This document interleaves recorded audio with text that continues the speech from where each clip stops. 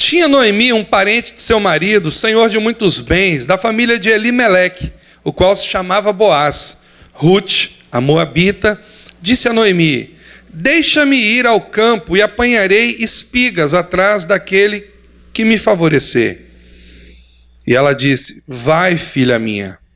E ela foi e chegou ao campo e apanhava após os segadores, os colhedores. Por casualidade entrou na parte que pertencia a Boaz, o qual era da família de Elimeleque. E eis que Boaz veio de Belém e disse aos segadores, aos colhedores: o Senhor seja convosco. Responderam eles: o Senhor te abençoe. Depois perguntou Boaz ao seu encarregado, ao servo encarregado dos segadores: de quem é essa moça? De quem é esta moça? Respondeu-lhe o servo: esta é a moça moabita que veio com Noemi da terra de Moabe.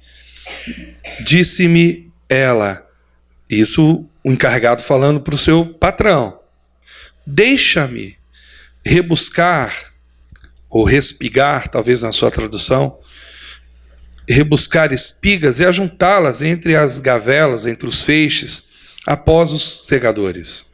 Assim ela veio, desde pela manhã até agora está aqui, menos um pouco que esteve na choça, né, descansando em casa. Então disse Boaz a Ruth: ouve, filha minha, não vás colher em outro campo, nem tampouco passes daqui, porém aqui ficarás com as minhas servas. Estarás atenta ao campo que cegarem e irás após elas. Não dei ordem aos servos que te toquem, que te molestem, que te importunem. Quando tiveres sede, vai às vasilhas e bebe do que os servos tiraram. Então ela, inclinando-se o rosto em terra, lhe disse: como é que me favoreces e fazes casos de mim, sendo eu estrangeira? Respondeu Boaz e lhe disse: bem me contaram tudo quanto fizeste à tua sogra, depois da morte do teu marido, e como deixaste a teu pai e a tua mãe e a terra onde nasceste, e vieste para um povo que dantes não conhecias. O Senhor retribua o teu feito, e seja cumprida a tua recompensa do Senhor, Deus de Israel, sob cujas asas vieste buscar refúgio. Disse ela: tu me favoreces muito, Senhor meu, pois me consolaste e falaste ao coração da tua serva, não sendo eu nem ainda como uma de tuas empregadas. Amém? Feche os teus olhinhos, vamos orar. Pai, hoje nós nos reunimos aqui e nós pedimos ao Senhor toda a revelação, toda a sabedoria, toda a compreensão necessária para receber a instrução, a edificação, o ensino necessário ao nosso coração. Fala conosco, tira todas as vendas, tira tudo aquilo que de alguma maneira pode atrapalhar a nossa perfeita compreensão da palavra, ilumina a nossa mente, traga para nós revelação e graça, Senhor. Em nome de Jesus. Amém.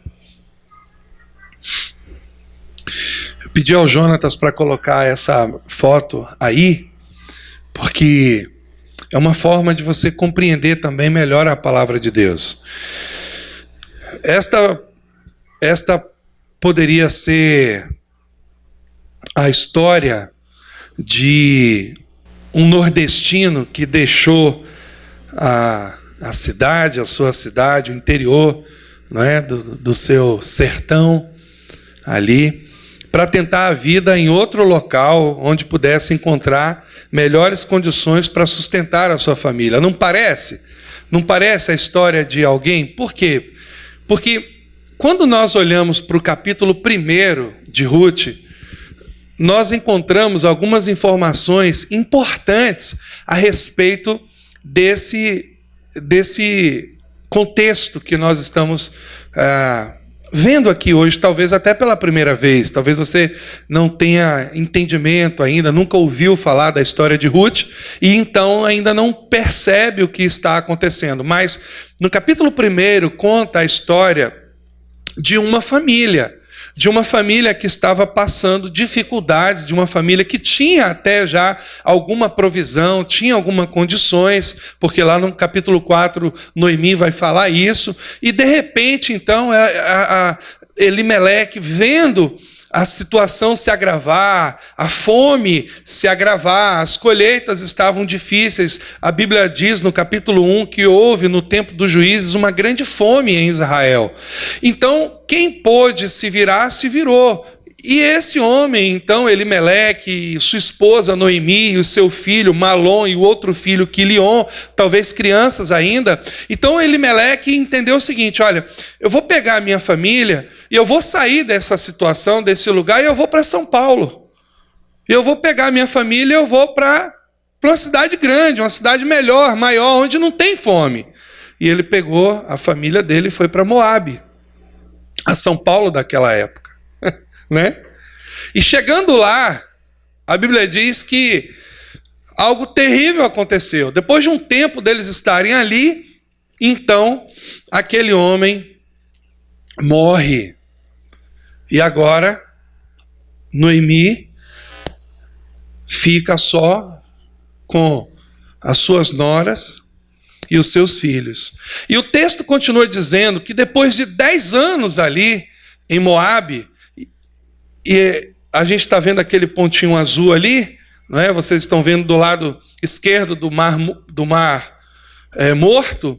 Então ali aquela parte verde foi todo o trajeto que eles fizeram até chegar talvez um pouco mais em cima. Os estudiosos acreditam que foi um pouco mais em cima, nas planícies ali de Moabe. Então eles viajam por mais ou menos 800 quilômetros, não era nem tão muito longe, nas condições daquela época não era também muito perto, mas eles viajam então 800 quilômetros mais ou menos, e eles vão para o outro lado do Mar Morto, e eles tentam a vida ali naquele lugar, naquela cidade.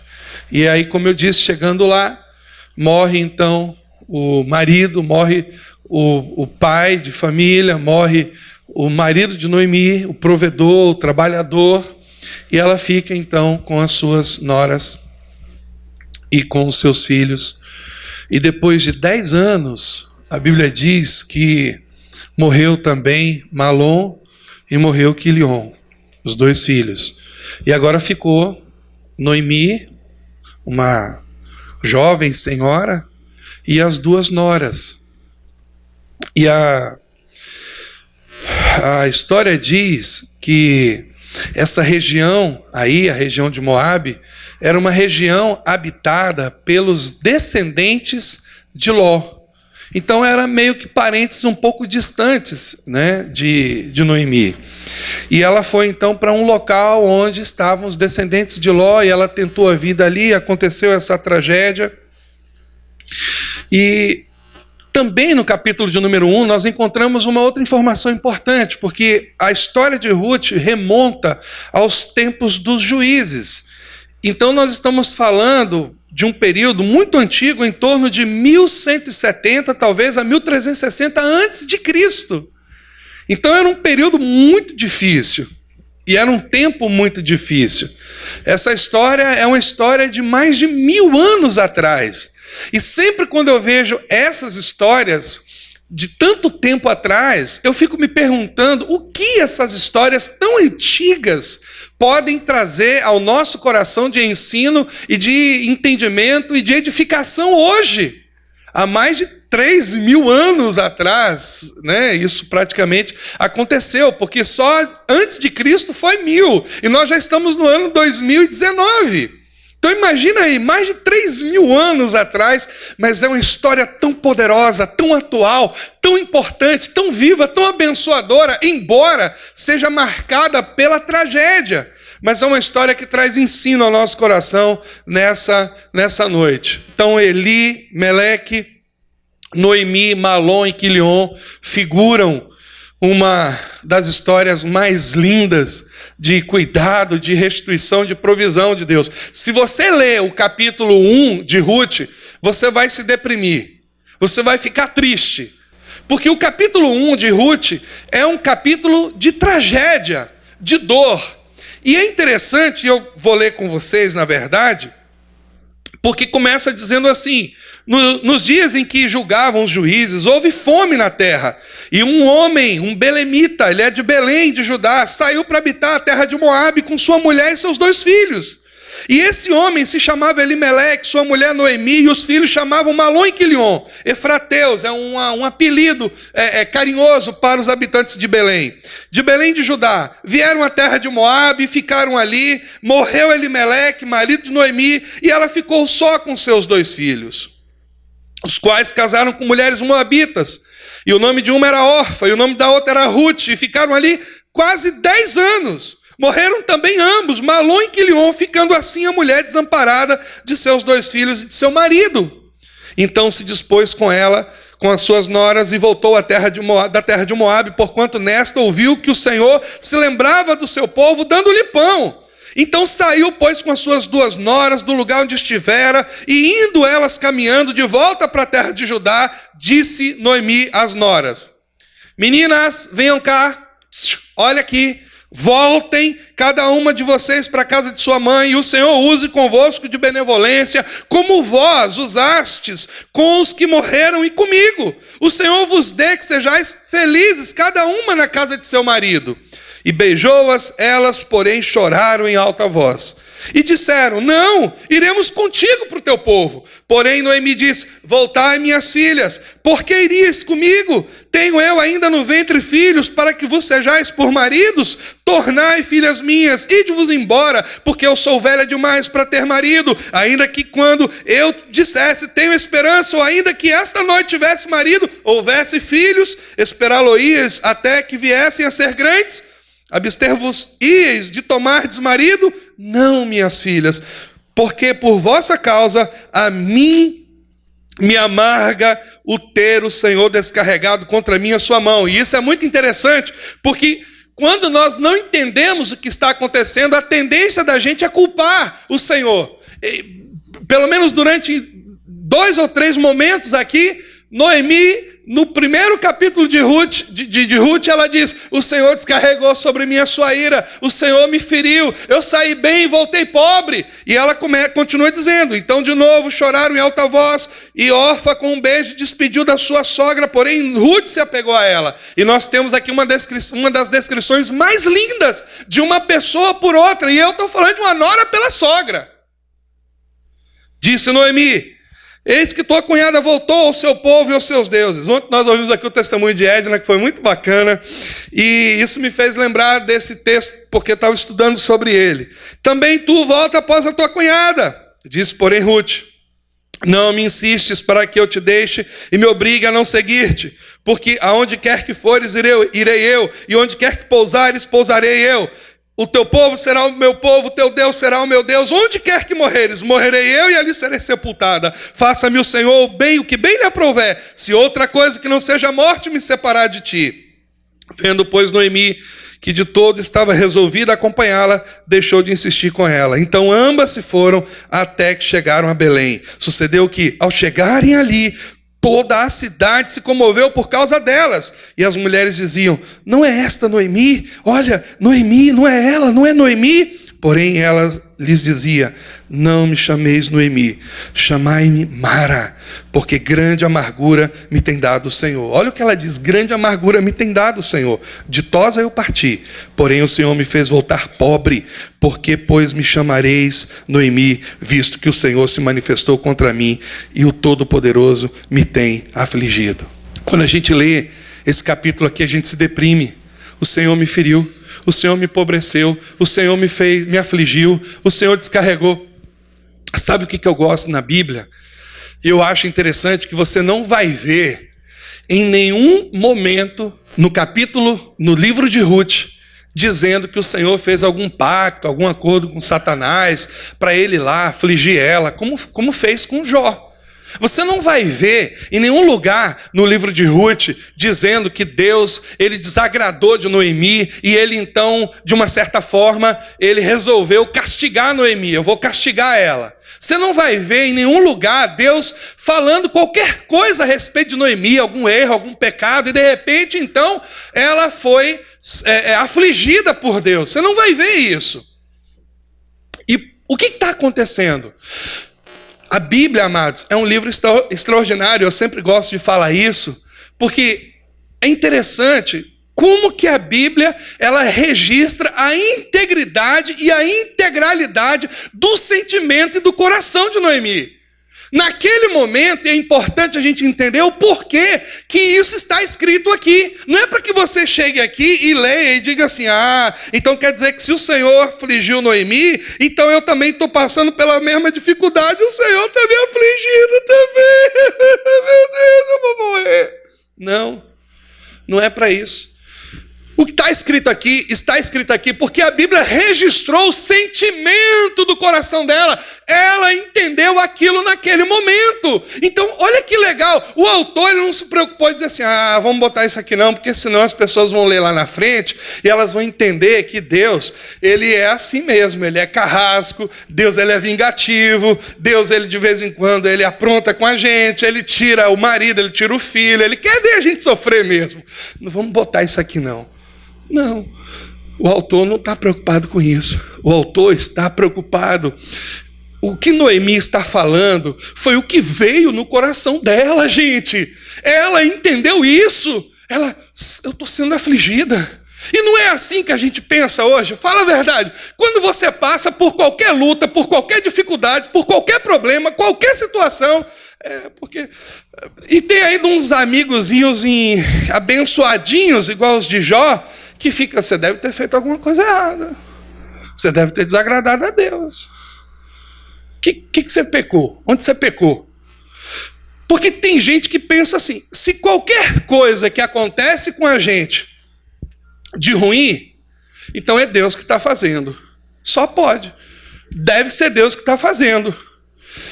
E é interessante que você não vê aqui no livro de Ruth em nenhum momento dizendo que Deus estava fazendo nada com ela, gente. O capítulo 1 é deprimente porque bota uma culpa em Deus que ele não tem. O marido morreu, gente. Nós vamos morrer. Alguém aqui acha que vai ficar para a semente? Não, é um mundo caído, perdido. Esse mundo se corrompe dia após dia. Uma tragédia aconteceu naquela família. Deus não está por trás das nossas tragédias, não, gente. Deus não está por trás das suas aflições, não. Não existe nenhum lugar na Bíblia, o único lugar na Bíblia que diz que Deus castiga, e Ele castiga para nos abençoar. Deus castiga para nos tirar do mal, para nos fazer bem. E a palavra ali é açoite. É como um pai que castiga o filho, porque ele ama. Está lá em Hebreus, somente isso. Mas em toda a Bíblia nós encontramos um Deus que está sempre de braços abertos, abençoando, provendo, guardando, livrando, cuidando, dando. É esse Deus, amados, que nós cremos e cremos nele de uma forma que a gente precisa colocar essa fé em prática de forma palpável nas nossas condutas e na nossa teologia também. Que Deus é esse? Que quando a gente passa por alguma dificuldade, é Ele que está nos afligindo, é Ele que está nos ferindo, é Ele que está, nos espezinhando, é Ele que está... Foi a compreensão que ela teve naquele momento de dor. É o luto dela que está falando aqui. É a dor de Noemi que está falando aqui, gente. É a dor de um coração que perdeu o marido, perdeu o companheiro, perdeu o amigo. E Deus respeita isso, porque nós não vemos nem depois disso o Senhor castigando e nem se pronunciando de outra forma, a não ser abençoadora na vida dela. Deus entende, amados, o nosso luto. E é interessante porque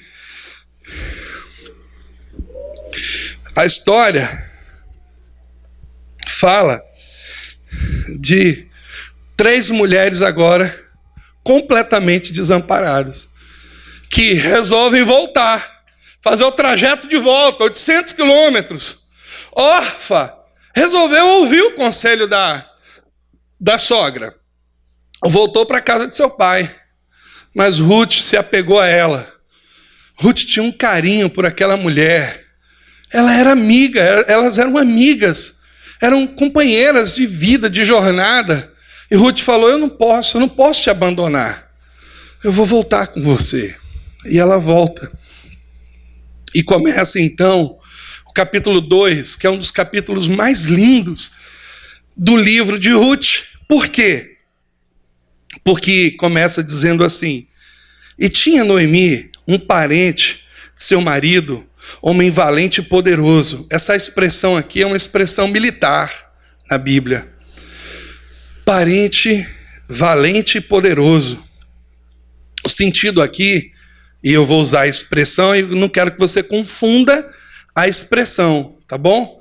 A expressão aqui é como se ele fosse um miliciano. Eu vou explicar direitinho para você não entender, porque miliciano hoje é alguma coisa completamente, né, criminosa. Mas o que é essa expressão na sua acepção da palavra? É que esse homem, ele era tão rico, tão próspero, tão poderoso, que ele tinha a sua própria guarda, que protegia os seus bens. Vocês estão entendendo o que eu estou falando? Ele tinha a sua própria segurança, a sua própria escolta. Então é esse sentido que a Bíblia está dizendo. Ele era valente e poderoso. Essa expressão poderoso aqui, no original, é miliciano. Ele tinha milícia, ele tinha uma guarda, ele tinha a sua própria escolta, o seu pequeno exército.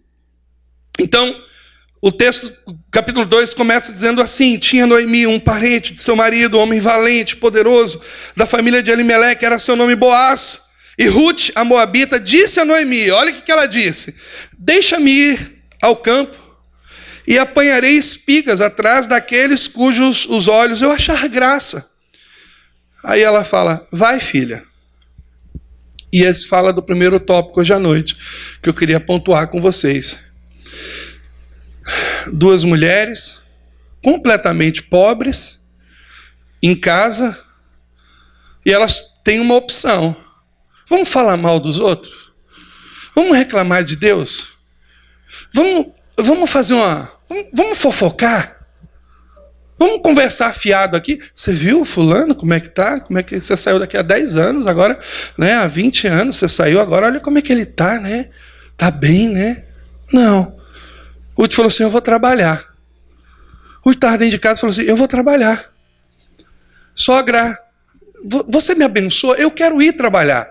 A senhora não tem mais forças, condições, mas eu vou trabalhar. E como ela vai trabalhar? E o texto explica. O termo original aqui é respigar. Eu vou falar um pouquinho sobre isso mais à frente. E sabe o que a sogra fala? Vai, filha. Vai, filha. Primeira coisa. Todo trabalho digno é uma oportunidade para Deus dar crescimento a seus filhos. Diga amém. Todo trabalho digno é uma oportunidade para Deus dar crescimento a seus filhos.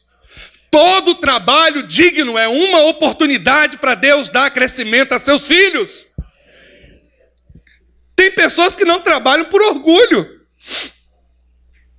Minha condição social não permite que eu faça esse ou aquele tipo de serviço. Eu não posso. Eu lembro de uma irmã, congregou aqui com a gente, estava passando uma situação difícil, e eu falei com ela, pedido até de outro irmão. Falei, irmã, por que a senhora não aluga uma casinha mais barata, na Cidade Baixa? Ela, eu não sou mulher de morar na Cidade Baixa, pastor. Tá bom. Dá licença, né?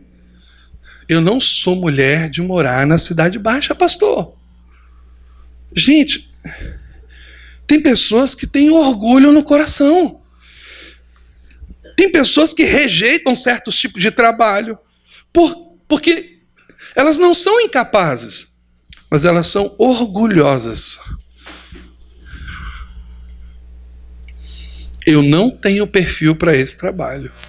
Não tenho. Não, fazer isso aqui não vou fazer não. Não. Eu posso fazer algo melhor. Tem pessoas que não trabalham por vergonha. O que as pessoas vão falar de mim? Vendendo churrasquinho na rua, pastor? Na porta de casa? Preste atenção no que eu vou falar para você. As pessoas vão falar de você de todo jeito. E se você estiver devendo na praça, elas vão falar mais ainda. Então, é melhor que elas falem de você ganhando o seu trocado do que devendo o seu bocado. Sim ou não? Tem pessoas que não trabalham por preguiça. Eu estava vendo hoje à tarde, estudando esse texto, só em Provérbios eu encontrei 17 versículos que falam sobre a preguiça. Então eu selecionei 3. Como vinagre para os dentes e fumaça para os olhos. Você já viu fumaça? Já teve a oportunidade de a fumaça entrar bem dentro do olho? Nossa! Nossa! Como vinagre para os dentes e fumaça para os olhos, assim é o preguiçoso para aquele que o envia. Provérbios 10, 26.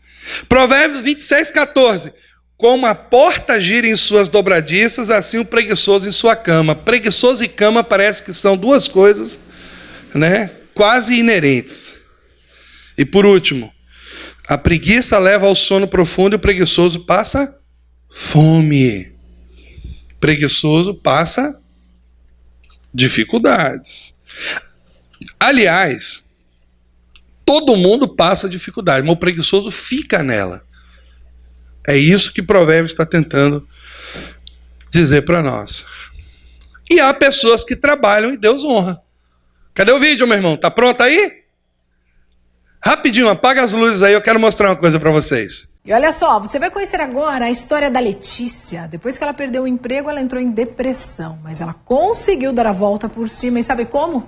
Cozinhando, isso mesmo. E a comida caseira que ela faz, gente, acabou se tornando a opção de negócio. É para te inspirar, olha aí.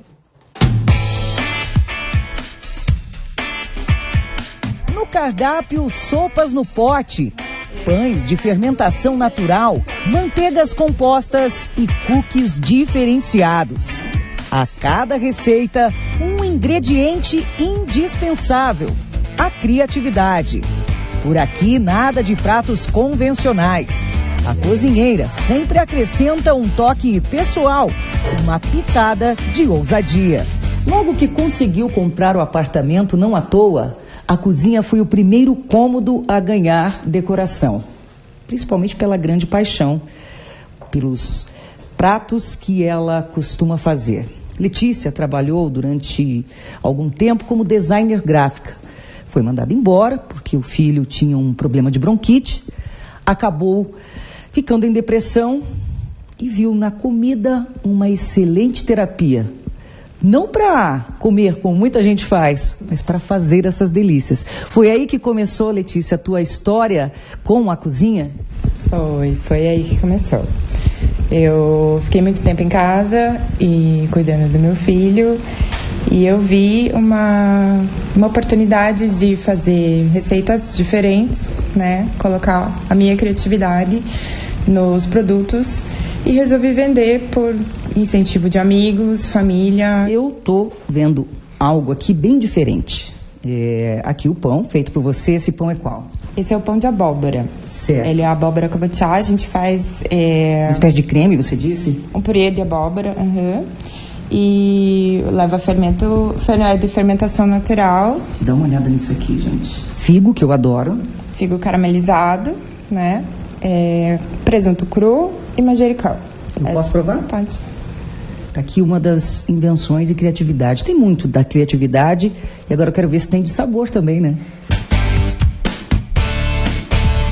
As manteigas são compostas: pimenta, mel, tomate seco, manjericão. São alguns dos ingredientes usados na deliciosa mistura. Prefere algo doce? Que tal então esses cookies de limão siciliano ou ainda de chocolate feito com puro cacau? Hoje, a depressão de Letícia foi embora. O que voltou foi a renda, e aumentou, e a agenda também, já que está lotada de encomendas. É emocionante, não é? É uma história inspiradora, não é? Você sabe quantas histórias tem como essa na internet? Você sabe quantas histórias tem quando você bota assim, pessoas que perderam o emprego, mas foi somente o que eu fiz hoje à tarde. Você sabe quantas histórias tem de pessoas que perderam o emprego, que ficaram em depressão, que quase tiraram a vida, quase se suicidaram, se mataram, mas de repente elas viram uma oportunidade, Deus abriu, deu uma graça nova, deu um entendimento novo, e elas começaram um negócio lucrativo, próspero. É Deus que faz isso, amados. Há pessoas que trabalham e Deus honra.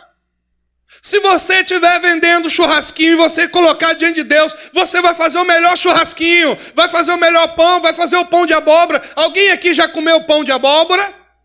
Eu fiquei com ela falando aqui agora, a baba quase desceu aqui, ó. Ai, meu Deus, eu quero comer esse pão de abóbora. Esse negócio de vender churrasquinho não dá muito certo para mim. Se eu for vender, quando o cheiro subir, eu como tudo. Não vai dar certo. Mas eu posso, se virar com outra coisa.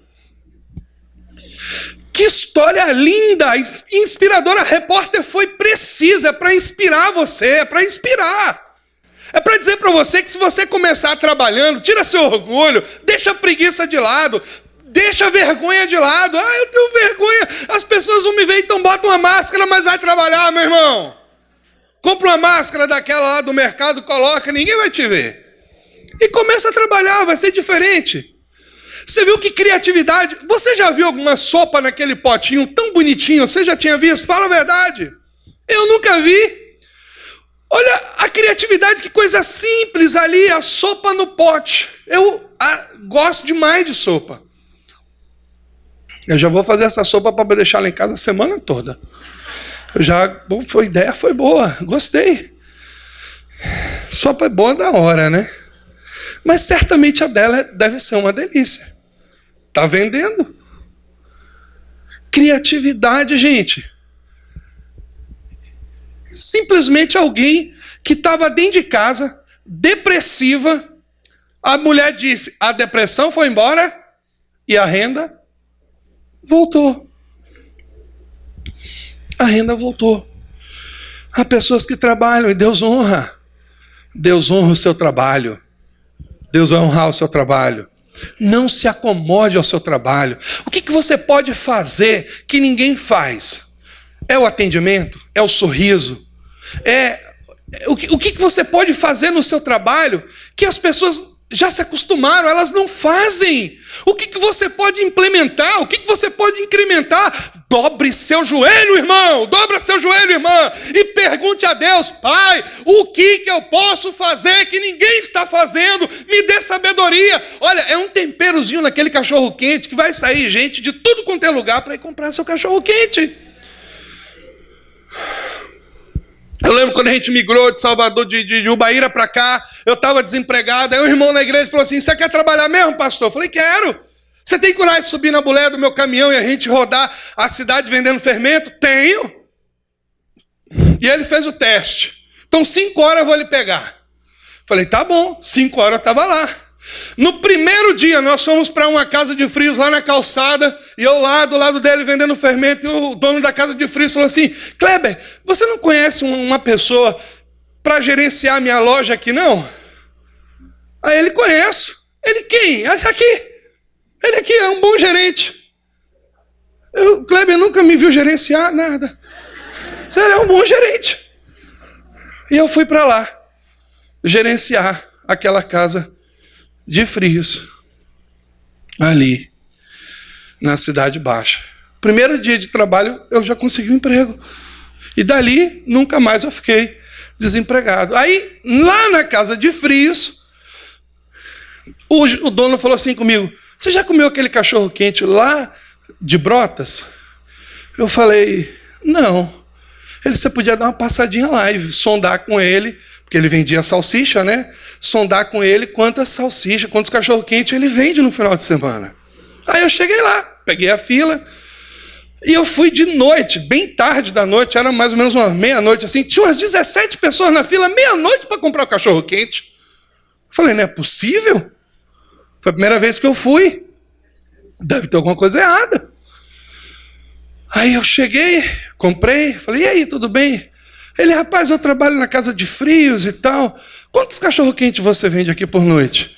Ele, numa noite ruim, 800. 800 aí, meu olho, já 800? 800, numa noite boa, 1.500, por aí. E no final de semana? Assim, aí eu perguntei, todo dia? Ele, sim, todo dia, de segunda a sexta. Não sei se hoje é diferente disso, é perto lá até da casa de Márcio, mas de segunda a sexta, mais ou menos, sexta-feira aumenta, mas de segunda a quinta, mais ou menos 800 por dia. Aí eu já fiz o cálculo. E final de semana? Ele, final de semana, na sexta, 1.500, e no final de semana, 2.500. Cachorro quente. Aí eu fiz o cálculo disso. 800 vezes tanto, 1.500 vezes 4, né? 4 sexta, e 2.500 no final de semana, sábado e domingo, vezes 4. Quando eu fiz a conta, dava mais ou menos 30 mil salsichas. E eu falei com ele, eu posso vender para você mais barato. Ele falou, onde você trabalha? Aí eu falei onde eu trabalhava. Ele disse, meu amigo, se você me der essa salsicha de graça, eu não quero. Porque eu fui lá na sua loja e o dono lá me tratou mal. Aí eu perdi meu investimento no cachorro quente. Só não perdi porque eu tinha que comer ele, né? Aí, tudo bem. Mas você vê, um atendimento mal, eu perdi de vender 30 mil salsichas por mês. E aí, só que aquilo me chamou a atenção. Eu falei assim, quanto tempo você está aqui? Eu estou aqui há 17 anos nesse ponto. Há 17 anos. Eu já comprei aquele comércio ali, já comprei aquele ali é meu. Eu falei, poxa, 17 anos vendendo cachorro quente. E ele falou assim comigo, você chega aqui sábado, 2 horas da manhã, tem 30 pessoas aqui na fila. Eu não sei hoje, porque isso se pulverizou na cidade, tem vários outros, mas naquela época só tinha ele. Eu lembro até o nome, cachorro quente do Bolero, lá de Brotas. Eu preciso falar mais alguma coisa para você? Eu preciso dizer para você que você precisa levantar a cabeça e sair desse ócio que você está vivendo? Eu preciso falar isso para você? Eu preciso dizer para você que você pode dobrar seu joelho e pedir a Deus, Deus, me mostra uma coisa que eu posso fazer e que eu posso fazer diferente do que todo mundo está fazendo. Fala comigo, Senhor. Você acha que Deus vai negar isso a você? Eu acho que não. Mas eu queria falar outra coisa também. Foi, pois, e chegou, e eu estou no capítulo 2 ainda. Foi, pois, e chegou, e apanhava espigas no campo, após os segadores, e caiu-lhe em sorte uma parte do campo de Boaz, que era da família de Elimeleque. Ela não sabia. E eis que Boaz veio de Belém e disse aos segadores, o Senhor seja convosco, e disseram eles, o Senhor te abençoe. Você viu o trato de Boaz com seus empregados? Você percebeu aqui? Cambada de preguiçosos e os empregados miserável. Foi essa a relação que está aqui? Não. O Senhor seja convosco. Olha o trato de Boaz com os empregados. O Senhor seja convosco. E disseram eles, o Senhor te abençoe. Quem é Boaz? Boaz é a figura do patrão digno. Boaz é a figura do patrão honrado, correto, amável. Ele era querido de seus empregados, seus funcionários. Boaz não era aquele tipo de empregado que humilhava os seus funcionários. Não, ele não fazia isso. Ele não explorava os seus funcionários, ele não fazia isso. Não. Sabe aquela pessoa boa? É igual o dono desse local aqui. O dono desse espaço aqui. Pessoa boa. Inclusive você deve orar por ele. Seu Ângelo, hoje eu ainda mandei uma mensagem para ele. Seu Ângelo, uma pessoa boa. Pense numa pessoa boa. Nós estamos aqui há 10 anos. Nunca tivemos um problema com o dono desse local aqui. Uma pessoa boa, um homem bom. Tem gente assim, tem Boaz.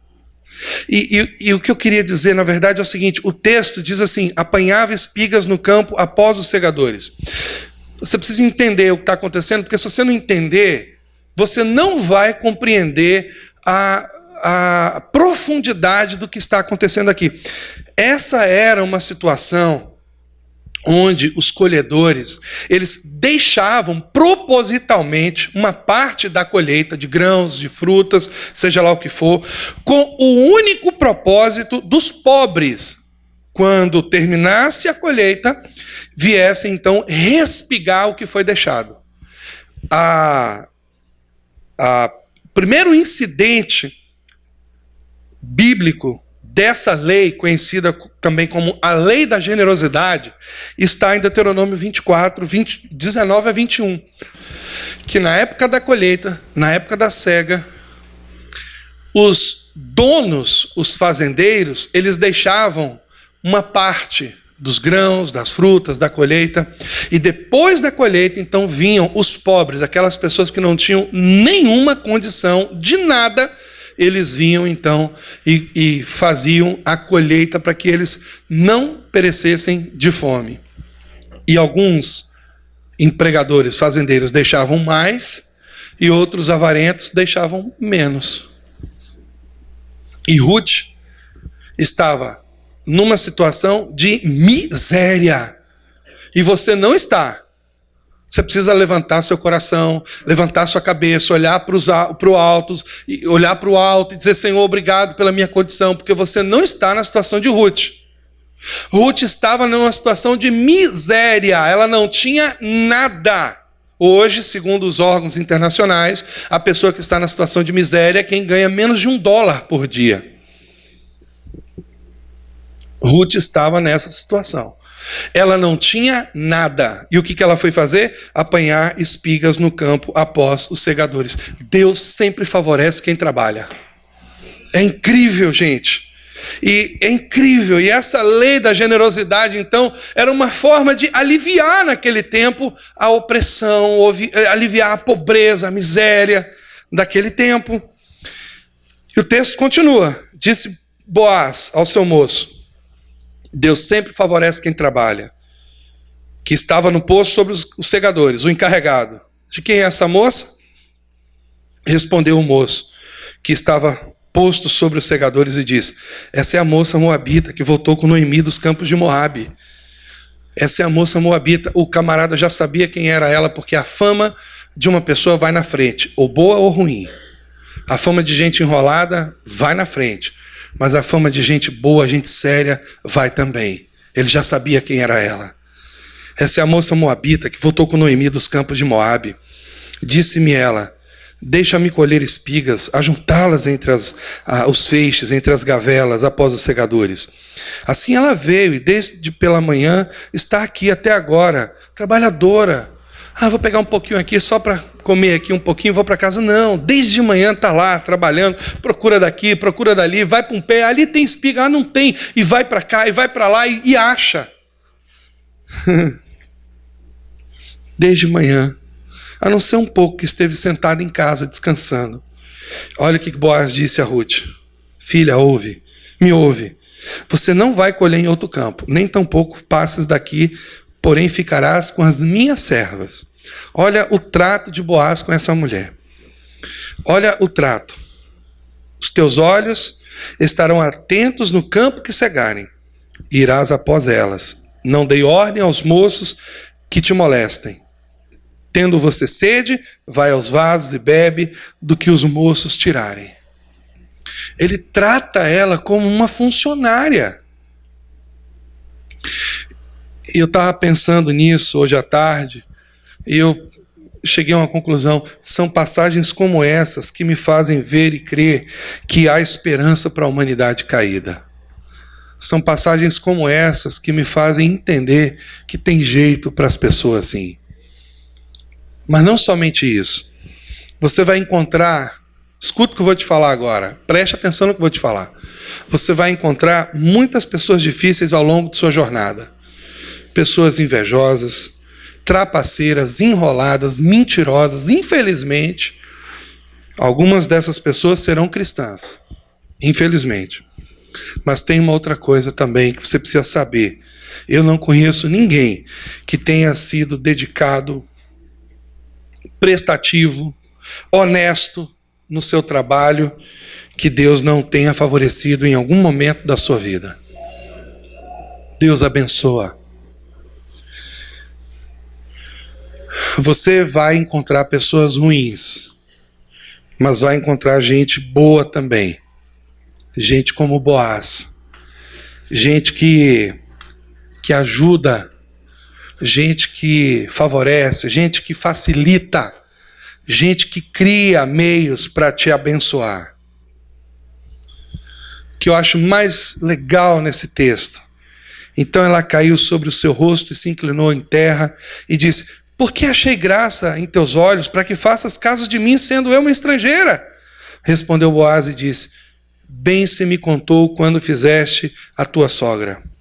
Bem se me contou quanto fizeste a tua sogra depois da morte de teu marido, e deixaste a teu pai, a tua mãe, a terra onde nasceste, e vieste para um povo que antes não conheceste.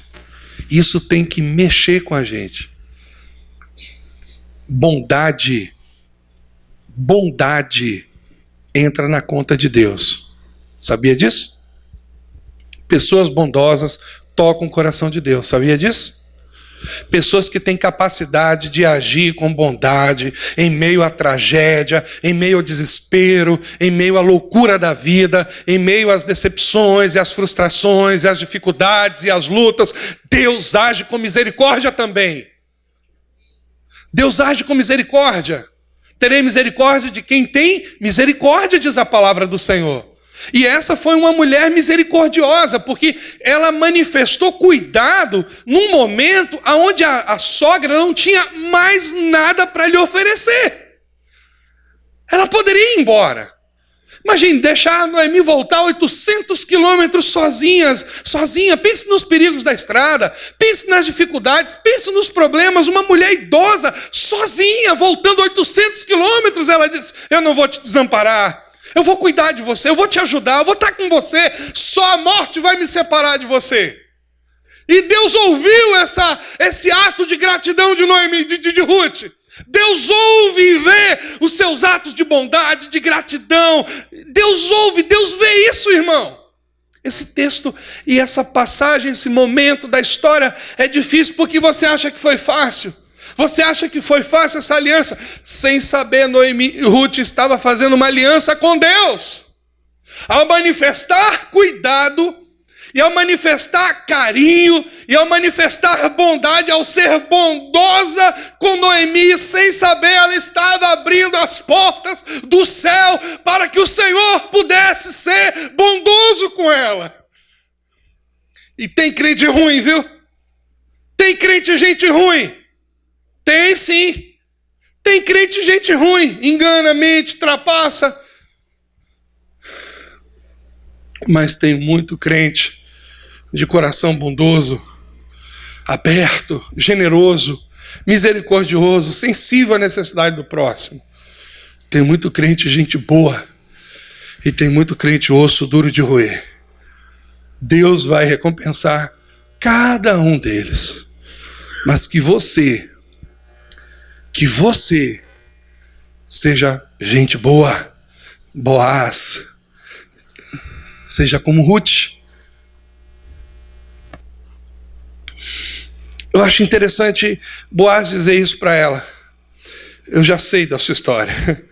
Eu sei o que você fez com sua sogra. Eu sei como você cuidou dela. Eu sei como você foi bondosa com ela. Eu já sei o que você fez no tempo da morte de Elimeleque, do marido dela e dos filhos. Eu sei, eu já estou sabendo de tudo. Deus mesmo, amado, foi retribuindo, foi abençoando. A história do livro de Ruth começa com: Deus me feriu. Deus pesou a sua mão sobre mim. Deus descarregou a sua ira sobre mim. As pessoas sempre culpam Deus quando não entendem o que está acontecendo.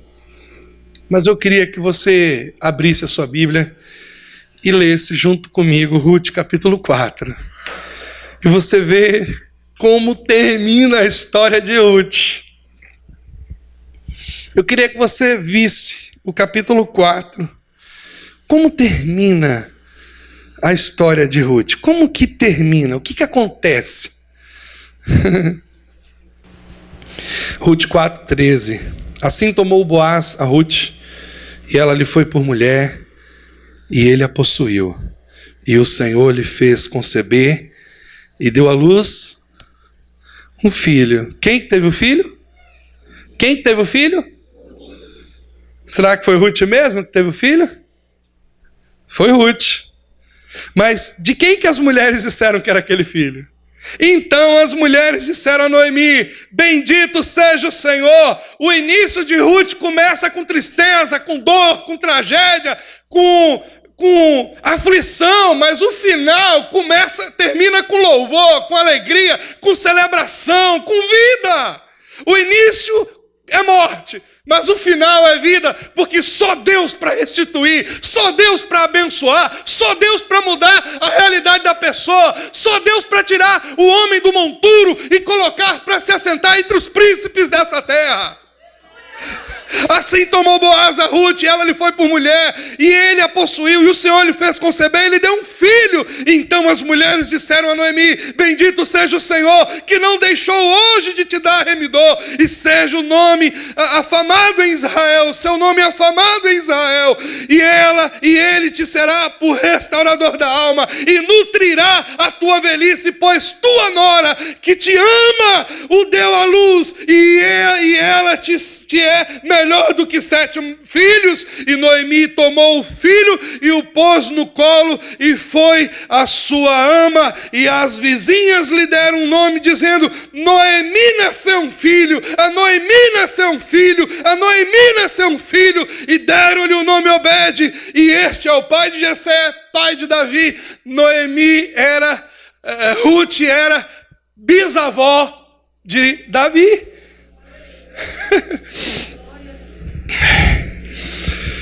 A Noemi nasceu um filho.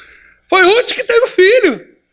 Mas as mulheres disseram: a Noemi nasceu um filho. Olha que coisa linda. Começa com tragédia, mas termina com louvor, com celebração. Tem uma outra tradução que é melhor. As mulheres disseram a Noemi: louvado seja o Senhor, que hoje não deixou sem resgatador, que o seu nome seja celebrado em Israel. O menino lhe dará nova vida e a sustentará na velhice, pois é filho da sua nora, que te ama e que te é melhor do que 7 filhos. Noemi pôs o menino no colo e passou a cuidar dele. As mulheres da vizinhança celebraram o seu nome e disseram: Noemi tem um filho, e lhe deram o nome de Obed, e este foi o pai de Jessé, o pai de Davi. Você pode aplaudir o Senhor? Aleluia! O mesmo Deus é o mesmo Deus que cuidou de Ruth, que cuidou de Noemi, que não teve parcela nenhuma na tragédia daquelas mulheres, apenas na restituição. É o mesmo Deus que te dará, que te abençoará, que cuidará de você, que te levantará, que te restituirá, que te dará um filho, que te abençoará, que fará com que as pessoas que estão ao teu redor, vendo a sua vergonha, vendo a sua dor, elas possam dizer: bendito seja o nome do Senhor, que a abençoou, bendito seja o nome do Senhor, que lhe deu, bendito seja o nome do Senhor, que lhe restituiu. Aleluia! Esse é o nome do Senhor, o Senhor que restitui, o Senhor que faz, o Senhor que abençoa, o Senhor que provê. Esse é o nosso Deus, que está assentado nas regiões celestiais, trabalhando, como diz Isaías, para aquele que nele espera.